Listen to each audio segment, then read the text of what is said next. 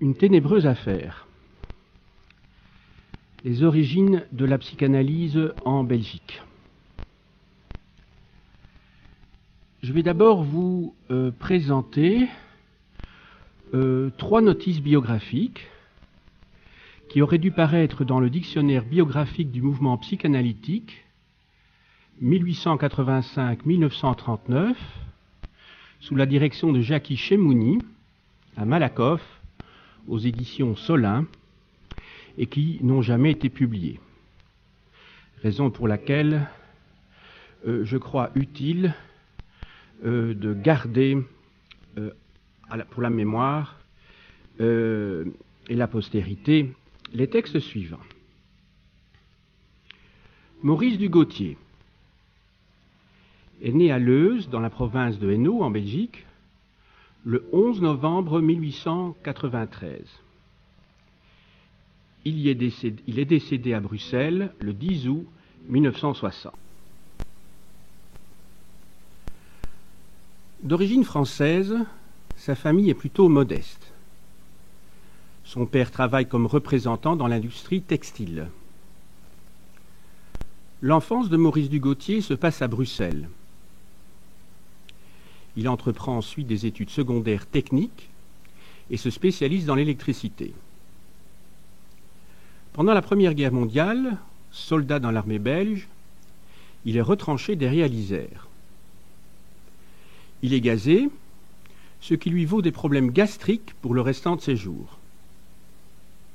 Toutefois, après la fin des hostilités, son invalidité lui permet d'entrer au ministère de la Défense nationale, où il occupe une sinécure à l'administration des pensions de guerre. Dans les années 20, un cercle d'études psychiques s'intéresse à la parapsychologie et à la psychanalyse. Dans la décennie suivante, ce groupement devient successivement Cercle moderne de psychologie et fonde la revue Le Psychagogue.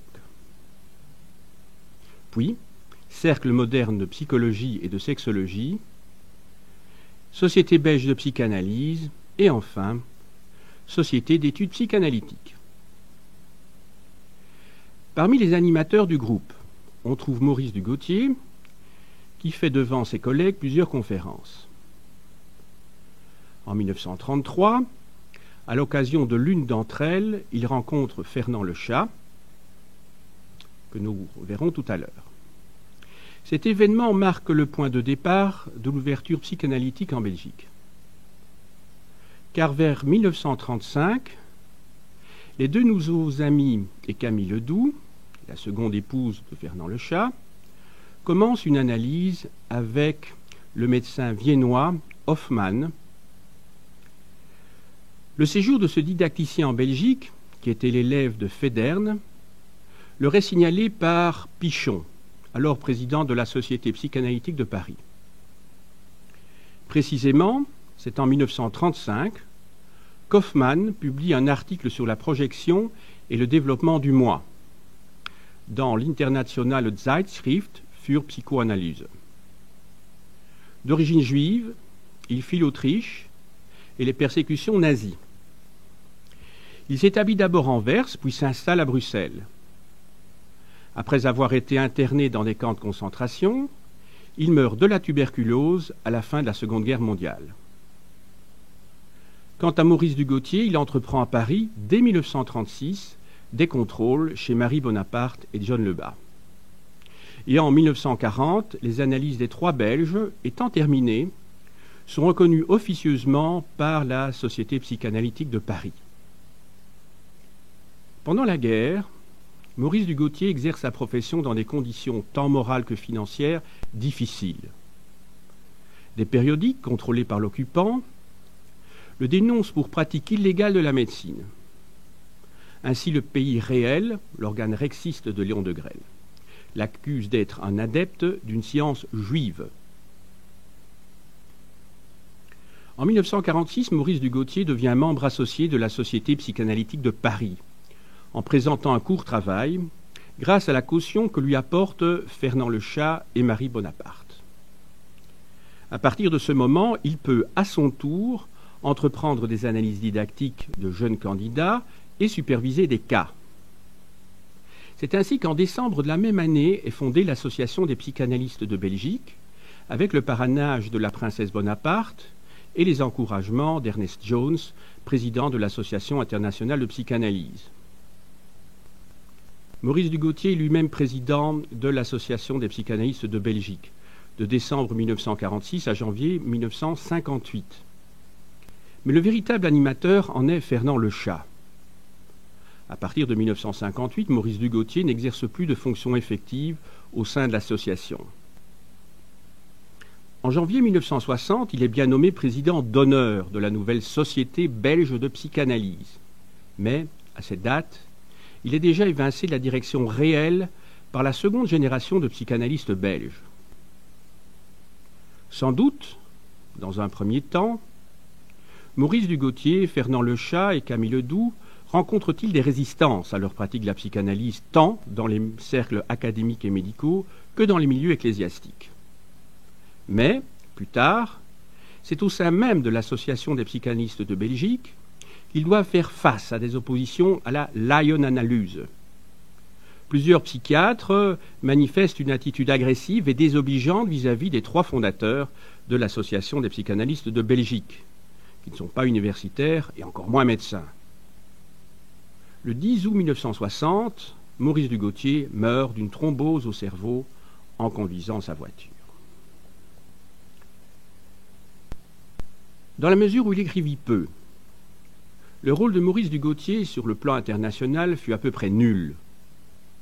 En revanche, en Belgique, son action ne fut pas négligeable. Avant tout clinicien, il a formé la plus grande partie de la seconde génération d'analystes. Or, l'on sait l'attention qu'il faut porter aux filiations pour comprendre la transmission des concepts et des pratiques, mais aussi l'organisation des sociétés de psychanalystes. Il analyse ainsi Maud Manoni, qui, en février 1949, deviendra, après Camille Ledoux, la première psychanalyste de l'Association des psychanalystes de Belgique, ayant le statut de membre effectif. Suivront Daniel Flaget, Bourdon, Jean Dierkens, Drapier, Claude Bloch, Vermeulen et Daniel Luminet. Maurice Dugautier contrôlera également les premières analyses des candidats Camille Ledoux, Labbé, Pierlot et Van Nippelser.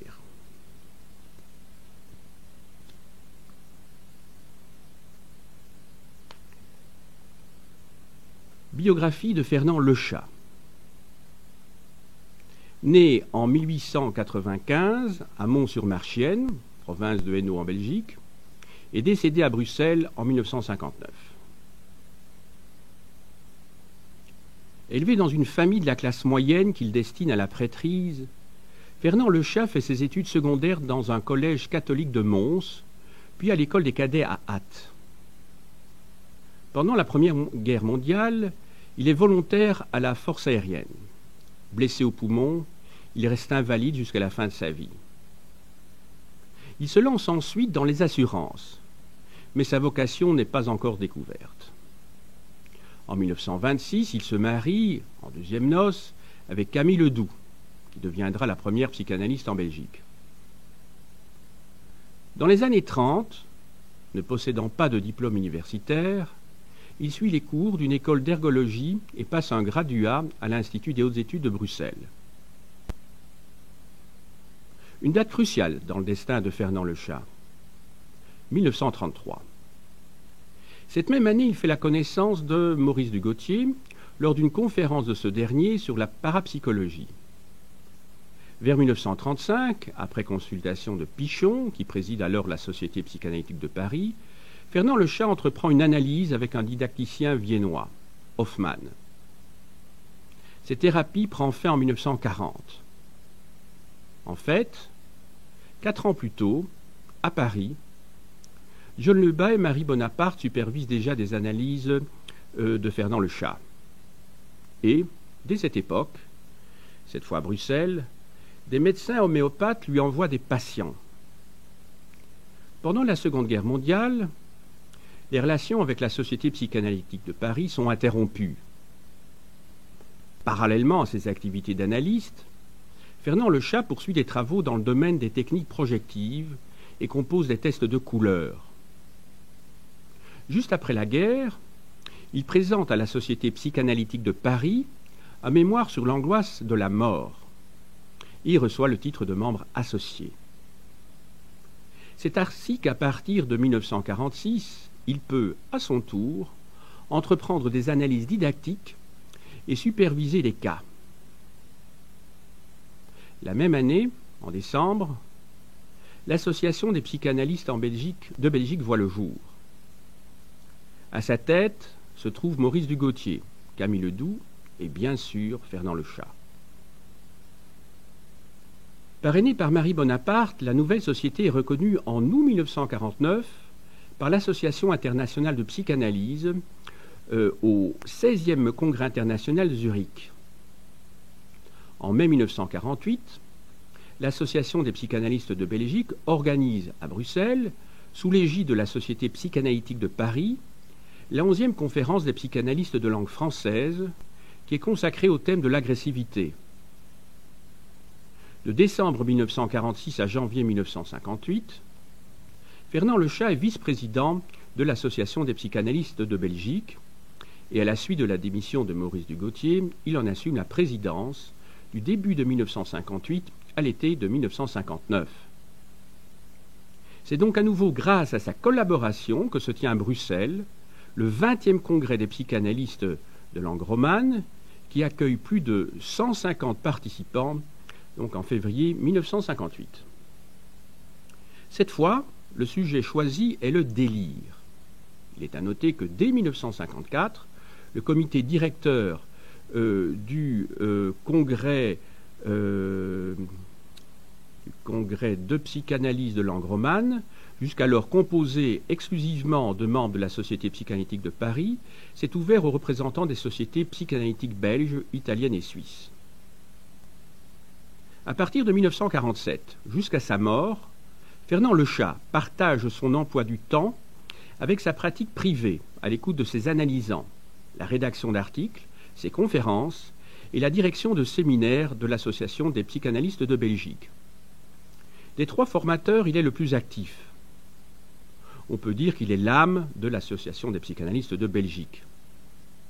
Didacticien, Fernand Lechat analyse François Deukars, Labbé, Pierlot, Van Nippelseer. Il contrôle également Bourdon, Claude Bloch, Daniel Huminet et Drapier. À la fin de son existence, Fernand Lechat, comme d'ailleurs Maurice Dugautier, doit faire face à des oppositions au sein même de l'Association des psychanalystes de Belgique, dans la mesure où ses disciples, qui sont pour la plupart psychiatres, tolèrent mal la direction de non-universitaires. La contribution la plus importante de Fernand Lechat à la psychanalyse est, sans conteste, celle qu'il consacre au principe de sécurité. En 1954, à l'occasion du 17e congrès de psychanalyse de langue romane à Paris, il écrit un rapport complet sur ce sujet. Son rôle est aussi capital par la constitution de liens qu'il noue entre les psychanalystes belges et français, en publiant, à partir de 1949, un bulletin de l'Association des psychanalystes de Belgique, qui disparaît avec son fondateur. Il faut attendre 1982 pour que la Société belge de psychanalyse, qui succède en 1960 à l'Association des psychanalystes de Belgique, édite à son tour, 2 fois l'an, une revue belge de psychanalyse.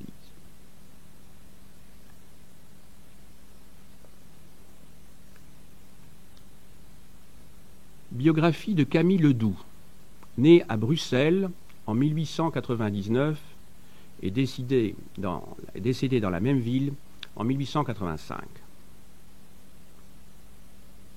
Après avoir passé son certificat primaire à Bruxelles, à Ixelles, commune de l'agglomération bruxelloise, elle entreprend des études secondaires et supérieures à l'École normale de l'État, puis à l'École normale de la ville de Bruxelles, où elle prépare et achève un régenda scientifique.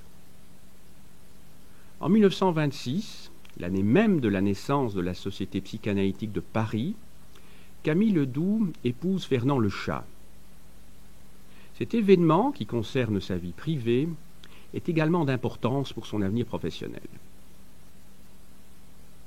En 1933, son mari rencontre à Bruxelles Maurice Dugautier, lors d'une conférence de ce dernier sur la psychopathologie. Cette circonstance est à l'origine d'un mouvement structuré de la psychanalyse en Belgique. Vers 1935, Camille Ledoux commence une analyse thérapeutique et didactique qui durera jusqu'en 1939 avec un médecin viennois, Hoffmann. À la veille des hostilités qui ont bouleversé le monde, elle assiste à des séminaires et à des conférences à Paris. Puis, elle entreprend elle-même des analyses qui sont contrôlées par Maurice Dugautier. Elle se spécialise alors très vite dans la pédanalyse qu'elle apprend, sans autre formation théorique ou pratique, dans des livres. Elle suit les techniques d'Anna Freud. De fait, il faut attendre les années 50, avec Thérèse Jacobs van Merlen, née en 1919, et Daniel Flaget, né en 1930, pour que la pensée de Mélanie Klein soit étudiée en Belgique. Juste après la guerre, en 1945-46, Camille Ledoux travaille avec des Suisses comme Rambert de Lausanne. Et en 1952-53, elle participe au séminaire de Serge Lobovici à Paris. De 1960 jusqu'à sa mort, elle est d'ailleurs membre affiliée de la Société psychanalytique de Paris.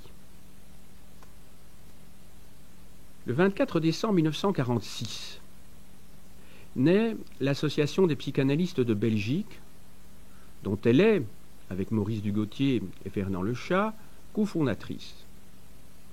De cette date à septembre 1959, elle en est secrétaire trésorière, puis, jusqu'en juin 1960, président. En janvier 1960, l'Association des psychanalystes de Belgique change ses statuts et devient Société belge de psychanalyse. Camille Ledoux y assume pendant 4 ans les fonctions de membre assesseur du bureau directeur et de juin 1964 à juin 1968 de vice-président. Au sein de l'Association des psychanalystes de Belgique, Camille Ledoux joue un rôle plus discret que Maurice Dugautier ou surtout Fernand Lechat. Elle s'occupe principalement d'analyse d'enfants et de contrôle de jeunes candidats. Elle guide ainsi les premiers pas de Daniel Flaget. Elle n'écrit presque pas. Mais le développement de la pédanalyse en Belgique n'est sans doute pas tout à fait étranger à son action.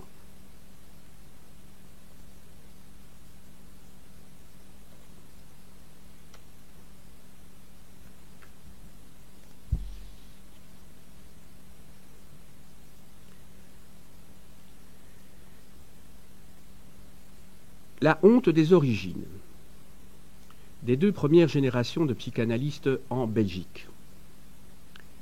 Cette conférence a été présentée tout d'abord à l'Université de Paris 5, René Descartes, en 1983, avant d'être remaniée et présentée aux facultés universitaires Notre-Dame de la Paix à Namur en 1988.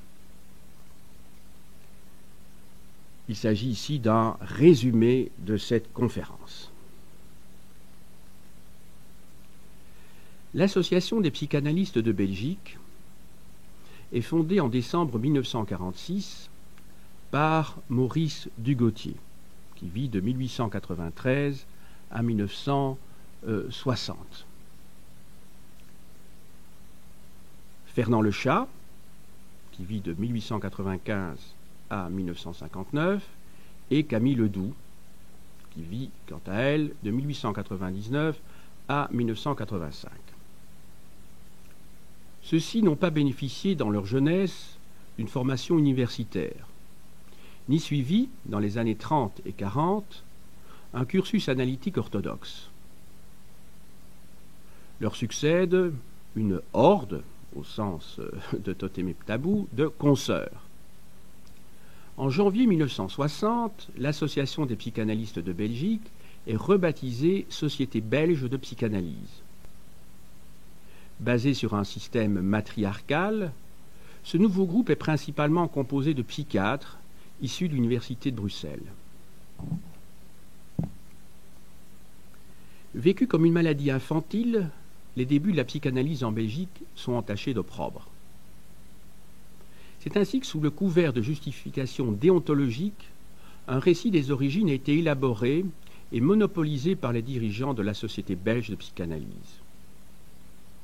Le comité directeur de cette société constitue en effet un véritable conseil de famille surmoïque, triant les informations qui peuvent être fournies à l'historien.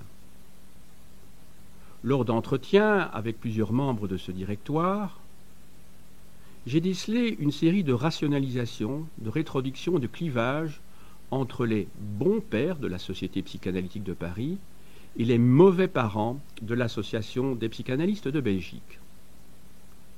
Quant à Camille Ledoux, la femme de Fernand Lechat, elle observa jusqu'à sa mort la loi du silence instaurée d'un commun accord face à la troisième génération d'analystes. En fait, aux yeux des dirigeants de la Société belge de psychanalyse, ce ne sont pas seulement les origines sociales et professionnelles des trois fondateurs qui paraissent déshonorantes. Les parrains, Marie Bonaparte et John Lebas, comme les premiers candidats de l'Association des psychanalystes de Belgique, qui n'étaient pas médecins, sont également suspects. Coupables de ces péchés originels, les fondateurs de l'association eux-mêmes s'empressèrent, afin de légitimer leur mouvement, de nommer, dès 1947, une théorie de membres d'honneur et de membres correspondants dont presque tous étaient médecins.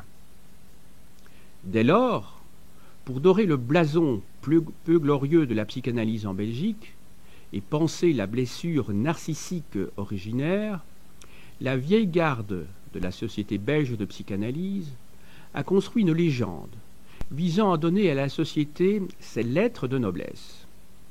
À cette fin, l'historiographie officielle, qu'elle soit orale ou écrite, déogradée de la Société belge de psychanalyse, recourt volontiers au mythe des pionniers. Pour les anciens, il importe de faire remarquer à l'enquêteur que l'introduction de la psychanalyse dans notre pays fut antérieure à l'intérêt de Maurice Dugautier et de Fernand Lechat pour cette discipline, et surtout que cette introduction fut le fait d'universitaires. Warendonck, qui vit de 1879 à 1924, chargé de cours à la faculté de pédologie de Bruxelles, et Hoffmann, didacticien des trois fondateurs de l'Association des psychanalystes de Belgique. Sur ce psychanalyste autrichien, donc Hoffmann, on sait peu de choses. Sinon qu'étant d'origine juive, il dut fuir Vienne avant la Deuxième Guerre mondiale. De cette manière, une parenté dans l'ordre médical entre la Société belge de psychanalyse et Sigmund Freud est établie. Comme toutes les sociétés humaines, les groupements de psychanalystes fonctionnent sur le modèle familial et se structurent au départ du triangle oedipien. Dans le cadre de la Société belge de psychanalyse, l'institution du conseil de famille, avec ses pseudo-secrets et ses filiations déniées ou magnifiées, constitue une donnée fondamentale pour comprendre le sens de l'évolution sociale, mais aussi intellectuelle, de la psychanalyse en Belgique.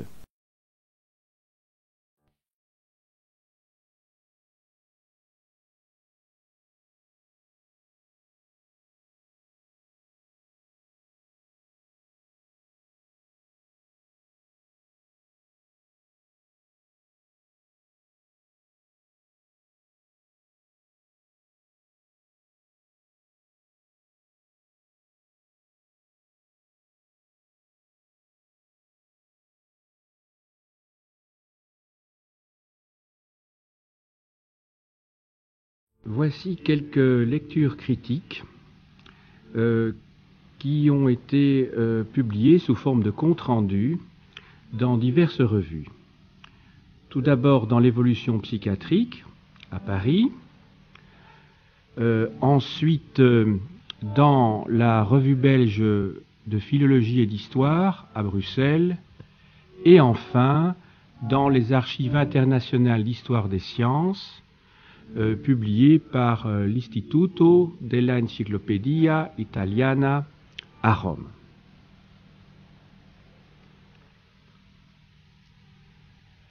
Tout d'abord, un premier compte-rendu, critique donc, celui de l'édition de la correspondance entre 1921 et 1933 entre Sándor Ferenczi et Georg Grodek. Cette correspondance a été publiée, traduite et commentée par Edith Dupont, Suzanne Hommel, Pierre Sabourin, Françoise Sanson et Bernard Thys, à Paris, chez Payot, en 1982. Une pièce nouvelle du puzzle des relations entre pionniers de la psychanalyse vient d'être posée. C'est tardivement que l'on s'est intéressé de près, en France, à l'inventivité clinique et théorique de Sándor Ferenczi, 1873-1933. Ces œuvres viennent seulement de voir l'achèvement de leur traduction en français. On attend encore l'édition de son journal clinique de l'année 1932 et surtout celle de son importante correspondante avec Sigmund Freud. Comme on le sait, la biographie commencée par son élève Michael Balint n'a jamais vu le jour. Ici, il y avait eu tout récemment la parution de l'étude de Claude Lorrain, publiée à Paris en 1983, sur la période préanalytique de l'enfant terrible de la psychanalyse. Nous en serions encore réduits à la petite monographie d'Ilse Barrand, éditée à Paris en 1972. L'histoire de Georg Grodek, 1866-1934, psychanalyste des maladies organiques, est sans doute mieux connue. Je me référerai ici à la biographie de Grossman, publiée à New York en 1965 et 13 ans plus tard en traduction française à Paris. Au numéro spécial de l'Arc de 1980 et à l'édition de sa correspondance avec Sigmund Freud, Der Mensch und sein Es, publiée à Wiesbaden en 1970 et traduite en français 7 ans plus tard. Toutefois, tout renseignement nouveau sur cette personnalité hors du commun, fût-il minime, ne peut être accueilli qu'avec bonheur. L'ouvrage se compose de 2 parties. Une introduction générale et l'édition de 2 séries de lettres. Un exposé de Judith Dupont pose le problème des résistances que suscite la publication des correspondances.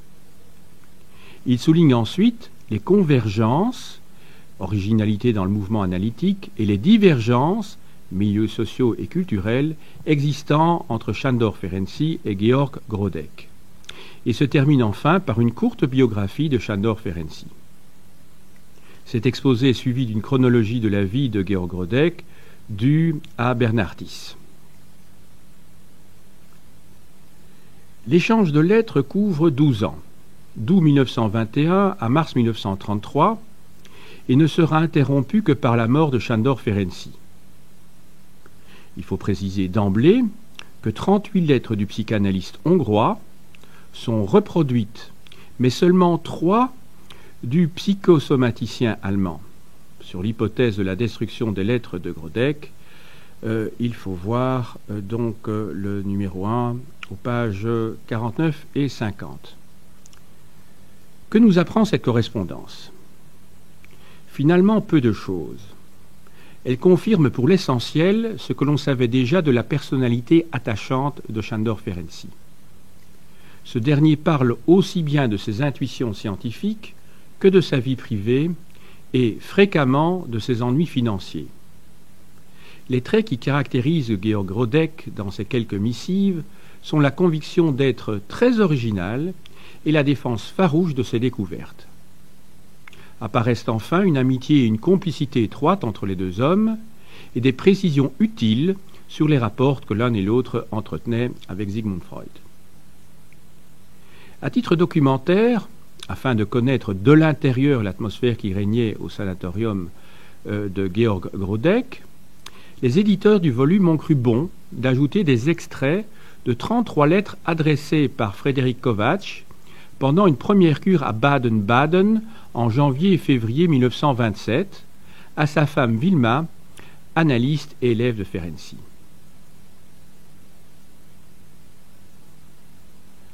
Je formulerai plusieurs critiques. Tout d'abord, je dénoncerai une malheureuse comparaison faite par Judith Dupont et destinée à illustrer les difficultés rencontrées lors de la publication des lettres privées d'hommes importants. Il est naïf d'affirmer que Kendall fut le premier à utiliser la correspondance de Louis XI et tout autant de croire que cette dernière n'ait jamais été publiée. Édition de la Société de l'Histoire de France par Joseph Vassen et Étienne Charavet, Paris 1883-1909, en 11 volumes, est bien connue. Je continue. Charles, le dernier roi d'Hongrie, était bien le 4e du nom dans ce pays, mais le premier en Autriche en tant qu'empereur. De plus, ce que Judith Dupont appelle sa démission ne date pas d'octobre, mais de novembre 1918. On ne voit pas pourquoi le titre de professeur est donné à Sigmund Freud par le même auteur. Sans raison apparente, le nom de Sándor Ferenczi est estropié 2 fois. Il faut attendre la page 90 pour apprendre le congrès de 1924, déjà mentionné antérieurement, se tint à Salzbourg. La double identification de la revue L'Arche aux pages 97 et 107 est superfétatoire. Toutefois, l'auteur de la lettre est annoncé tantôt non. Un cas, en tout point identique, peut posséder 2 solutions différentes. Par exemple, pages 55 et 71. Plus grave, il n'est pas précisé que la première série de lettres est traduite de l'allemand et la seconde du hongrois, ni quels sont leurs traducteurs respectifs. Enfin, 2 missives importantes du recueil relatives à l'auto-analyse, de Ferenczi à Grodeck le 11 octobre 1922 et de Grodeck à Ferenczi le 12 novembre 1922, avaient déjà fait l'objet d'une traduction antérieure. Les éditeurs ne donnent pas cette indication, et pour cause. Les 2 versions françaises, y compris les transcriptions, diffèrent notablement, et le doute qui assaille le lecteur qui les compare est tel qu'il ne lui reste plus qu'à consulter l'édition originale allemande de Margaretha Honegger. Signalons, pour finir, que cet ouvrage ne possède ni index ni bibliographie, mais que sont insérées 6 photos dont 5 ont été prises au sanatorium de Baden-Baden.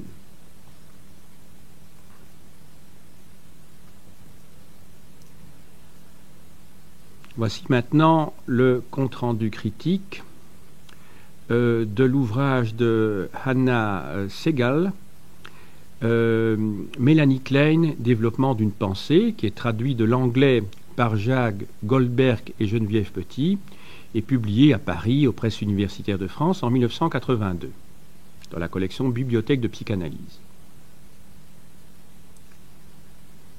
Un ouvrage dense vient d'être consacré à l'auteur de ce que certains ont appelé la seconde révolution psychanalytique. Hanna Segal a en effet entrepris de nous retracer avec rigueur l'itinéraire intellectuel de celle qui fut son maître, Mélanie Klein.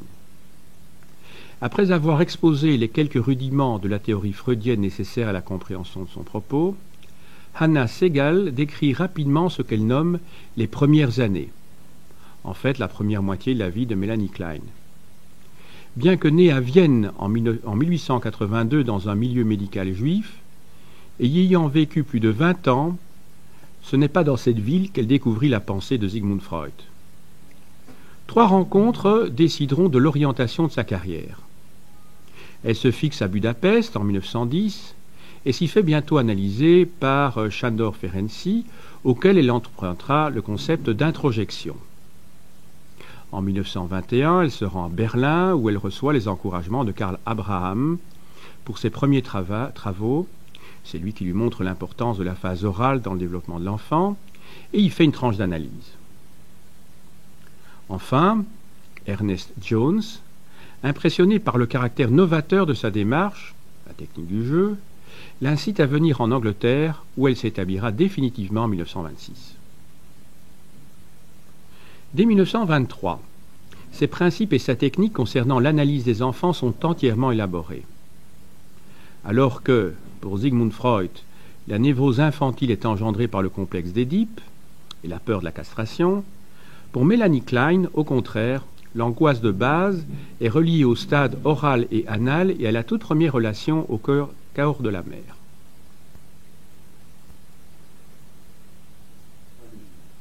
Oui. Deux dates vont marquer la création d'une école kleinienne. L'établissement de la théorie de la position dépressive en 1935 et, en 1938, l'arrivée à Londres d'analystes berlinois et viennois fuyant les persécutions nazies. Parmi ceux-ci, Freud et sa fille. Anna Freud affirmait, à l'encontre de Mélanie Klein, qu'il n'existait pas de névrose de transfert chez l'enfant et qu'en analyse, le surmoi de ce dernier devait être renforcé.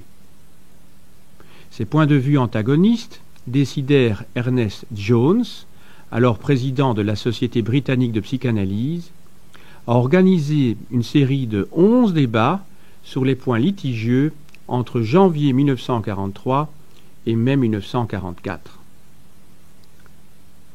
Ceux-ci eurent pour résultat de clarifier, mais aussi et surtout de radicaliser les positions des deux parties. Dès lors, des changements structuraux interviendront tant au niveau de la formation que de la direction de la société britannique. Kleiniens et freudiens orthodoxes se répartiront poste et enseignement. Cette résolution des conflits par un compromis est à mettre en liaison avec la tradition politique et sociale typique de la Grande-Bretagne et en opposition avec la situation française de la psychanalyse, selon l'expression d'Elisabeth Roudinesco, où les écoles procèdent par scission et rupture. Après la guerre, de nouveaux sauts théoriques importants seront accomplis. En 1946, tout d'abord, Mélanie Klein définit la position paranoïde schizoïde. À l'intérieur de celle-ci, le moi est clivé en parties bonnes et mauvaises. Il est souvent confondu avec l'objet par identification projective. Par contre, dans la position dépressive qui suit chronologiquement dans le développement de l'enfant, le moi est intégré et est en proie au conflit des pulsions opposées. 11 ans après ces notes courtes mais capitales parut Envie et gratitude, livre dans lequel Mélanie Klein montrait que l'envie chez le nourrisson était purement destructive et dirigée vers l'objet d'amour. Bien vite, on contesta que l'enfant fût capable d'éprouver si jeune un sentiment aussi compliqué. Les 2 derniers chapitres du livre portent sur le soir de la vie de Mélanie Klein, rédaction détaillée d'une psychanalyse d'un enfant, édité en 1961, et sa mort en 1960. Son influence à l'intérieur et hors des milieux analytiques, enfin son caractère. On regrettera que Hannah Segal n'ait pas explicité le rapport, ou l'absence de rapport, existant entre Sigmund Freud et Mélanie Klein. Froideur d'un côté, désir d'être reconnu de l'autre. Sans parler, bien entendu, de la jalousie réciproque qui mue Anna Freud et Mélanie Klein vis-à-vis du père commun. Par contre, sur le plan des idées, Hannah Segal note bien, dans toute son étude, ce que Mélanie Klein doit à Karl Abraham, principalement, à Sigmund Freud, et les points sur lesquels sa pensée s'écarte de la leur. Et si l'on sent un souci parfois marqué de justifier l'action de Mélanie Klein, il ne conduit jamais au panégyrique. Quelques remarques sur la présentation d'ouvrage. On saura gré au traducteur d'avoir mis entre parenthèses les termes techniques anglais qui pouvaient prêter à confusion, en particulier aux pages 112-113 self, qui est traduit successivement par le moi, le soi et la personne.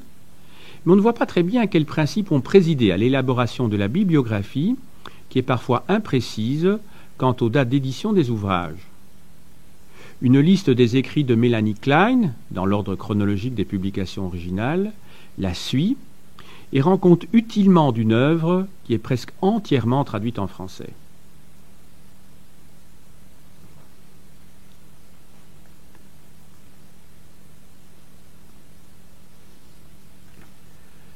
Compte-rendu de l'ouvrage de Peter Welsen, intitulé Philosophie und Psychoanalyse zum Begriff der Hermeneutik in der Freudeutung Paul Ricoeurs, publié à Tübingen chez Max Niemeyer Verlag en 1986. On sait que la pensée allemande des 2 derniers siècles constitue, en France, la principale source d'inspiration de la philosophie des sciences.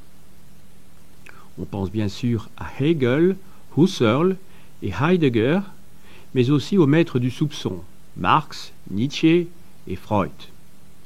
Curieux destin post-mortem que celui de l'illustre psychanalyste. Paul Ricoeur, un de ses exégètes français, vient à son tour d'être lu et corrigé par un épistémologue d'outre-Rhin. Au centre de son étude, Peter Welsen a tout naturellement placé De l'interprétation, essai sur Freud, publié à Paris en 1965. Dans cet ouvrage, Ricoeur proposait de soumettre la pensée freudienne à un double examen, objectif tout d'abord, interprétatif ensuite. Il précisait en outre que sa démarche ne relevait que de la seule philosophie et n'engageait par conséquent nullement le psychanalyste en tant que tel. En fait, il demandait à la philosophie, je le cite, d'arbitrer la guerre des herméneutiques et d'intégrer le procès entier de l'interprétation, y compris celui de la psychanalyse, dans la réflexion philosophique. Fin de citation. Selon Ricoeur, en tant qu'explication des phénomènes psychiques par des conflits de force, la psychanalyse constituerait une énergétique. En même temps, on pourrait l'assimiler à une véritable herméneutique dans la mesure où elle se présente comme une exégèse du sens apparent par un sens latent. Aux yeux de Welsen, cette interprétation de la psychanalyse se heurte à un obstacle de taille. En effet, la prétendue lecture objective de Freud par Ricoeur reposerait sur de fausses prémices. Citant de nombreux textes, Welsen démontre que, contrairement au postulat du philosophe français, la psychanalyse s'est définie dès l'origine comme une discipline scientifique et seulement comme telle. Ricoeur ne parviendrait pas à résoudre la contradiction qui surgit d'emblée entre sa définition de la psychanalyse et celle de Freud. Dans De l'interprétation, l'herméneutique était conçue comme la théorie des règles de l'interprétation. C'est cette notion elle-même qui, appliquée à la psychanalyse, est contestée par Welsen. À l'heure où la théorie et la clinique psychanalytique ont tendance à se scléroser, il paraît sain que des psychanalystes, mais aussi des philosophes, interrogent les concepts de la psychologie des profondeurs. Il est non moins salutaire qu'en contrepartie, la critique de la critique pose des garde-fous et ne laisse pas dériver les remises en question nécessaires vers des discussions purement spéculatives. La thèse de doctorat de Welsen, soutenue à Ratisbonne en 1984-85, n'est pas un travail d'érudition. Il est néanmoins dommageable que ces réflexions ne se soient pas nourries des nombreux travaux de Paul-Laurent Hassoun et, en particulier, de son introduction à l'épistémologie freudienne, publiée à Paris en 1981.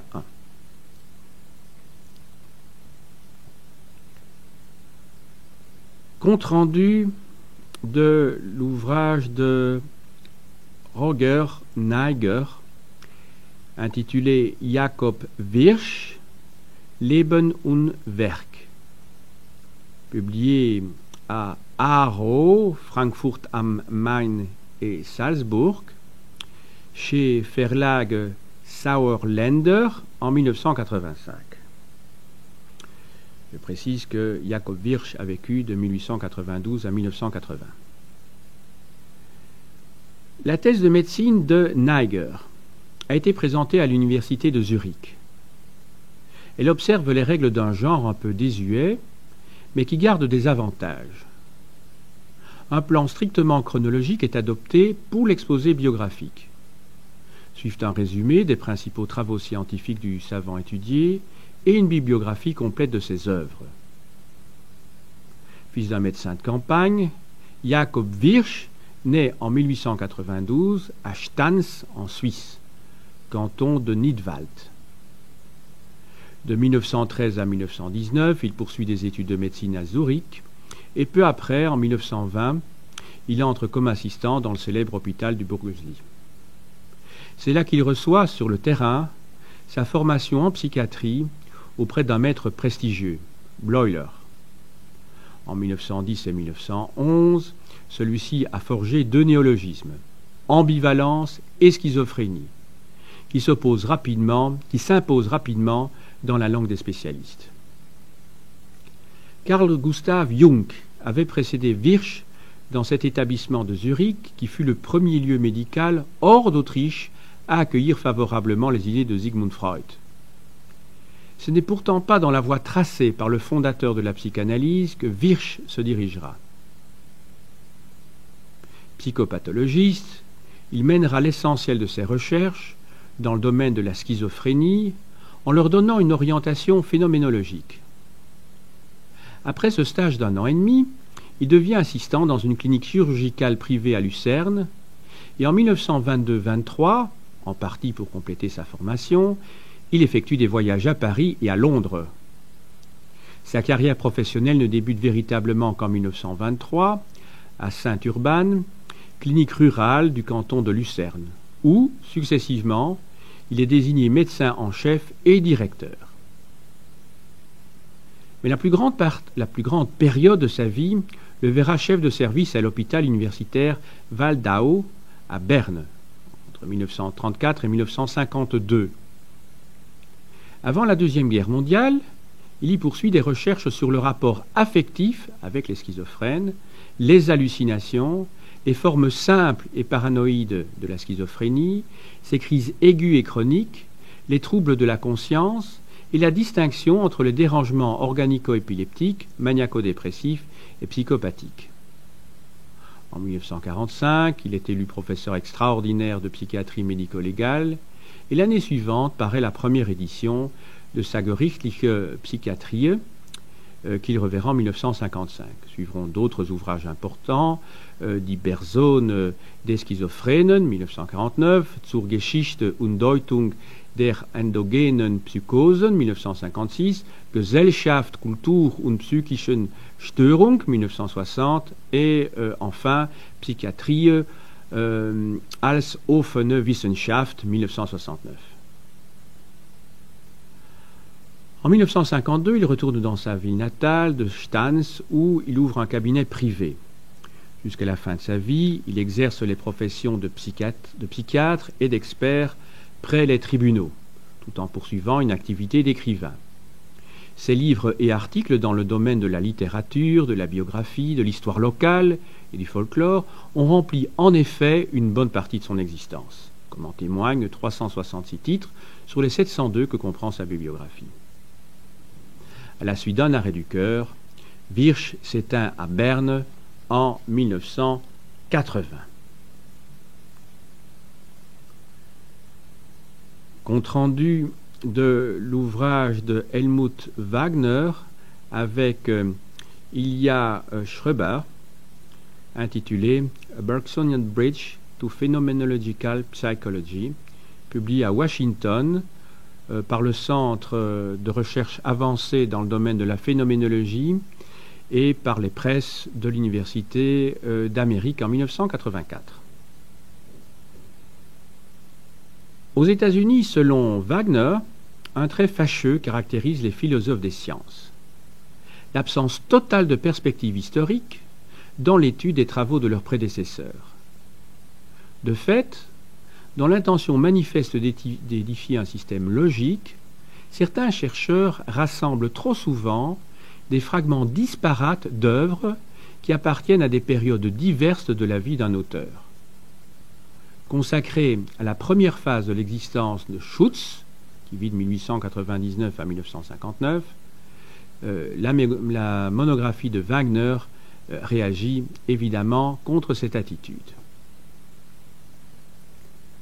Lorsqu'en 1980 à 1982, Schreber et Wagner donnaient respectivement des éditions allemandes et anglaises de manuscrits de Schütz sous les titres Theorie der Lebensformen et Life-Forms and Meaning Structure, cet épistémologue autrichien puis américain n'était guère connu que par der sinnhafte Aufbau der sozialen Welt, publié en 1932. Or, tout en étant inachevé, les recherches qu'il avait menées entre 1924 et 1928 sur la psychologie de la conscience étaient loin d'être sans intérêt. Il importait donc non seulement de les restituer et de les publier, mais aussi de les comprendre. Pour Wagner, Schütz donna enfin un fondement psychologique adéquat au concept subjectif de signification, de motivation et d'entendement. De ce fait, ces investigations constituèrent la première tentative de transformer la sociologie de l'action et de l'entendement de Max Weber en une théorie cohérente. Schütz chercha d'abord à construire un pont entre le sociologue allemand et la philosophie intuitionniste d'Henri Bergson. Cependant, dans la seconde étape de sa réflexion, Edmund Husserl, dont il devient l'ami, se substitua en grande partie aux savants français. Wagner montre que chronologie et logique ne vont pas forcément de pair. Schütz ne tira pas un profit immédiat des logische Untersuchungen, publiés en 1900 et 1901, et des Ideen zur einer reinen Phänomenologie und phänomenologischen Forschung, publié en 1913. Et à l'autre pôle, Henri Bergson inspira encore sans nul doute son œuvre majeure. C'est en effet la lecture de l'essai sur les données immédiates de la conscience, 1889, de Matière et mémoire, 1896, et de l'évolution créatrice, 1907, qui détermina Schütz à privilégier dans Der sinnhafte Aufbau certains aspects de la pensée d'Edmund Husserl. Quelles sont donc les convergences que Schütz aperçut entre la psychologie de Henri Bergson et la phénoménologie d'Edmund Husserl? En premier lieu, leur insistance commune sur l'importance de nos mouvements corporels dans la perception de l'espace et du temps. Ensuite, la ressemblance entre la théorie du choix de Henri Bergson et l'analyse husserlienne des interprétations pré-prédicatives et de leurs possibilités problématiques. Enfin, la confluence de leurs concepts de relation entre la structure signifiante et le temps intérieur qui ont posé les fondements d'une analyse constitutive de la conscience. Quelle ironie du sort! Avec lucidité et probité, Wagner reconnaît avoir travaillé dans une telle proximité de l'œuvre de Schütz que la ligne de partage entre la pensée du maître, de son maître, et son propre commentaire ne lui paraît pas toujours très nette. L'empathie n'est-elle pas justement un concept d'origine bergsonienne ?